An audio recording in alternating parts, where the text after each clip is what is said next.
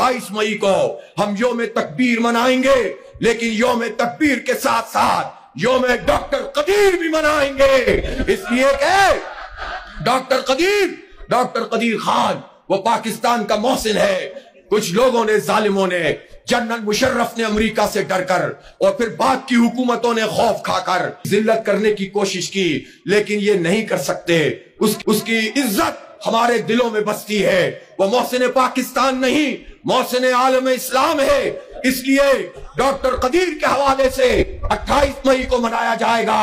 और मुझे अफसोस है कि जब डॉक्टर कदीर खान उनका इंतकाल हुआ तो ना उस वक्त के आर्मी चीफ ने जनाजे में शिरकत की, ना उस वक्त के वजीर आजम ने शिरकत की। अमेरिका से खौफ खाने वाले लोग बहादुरी नारों से नहीं होती। जब अमेरिका का मामला आता है तो तुम तो मोहसिन पाकिस्तान की मैयत में भी शिरकत नहीं करते हो। तुम कैसे बहादुर हो?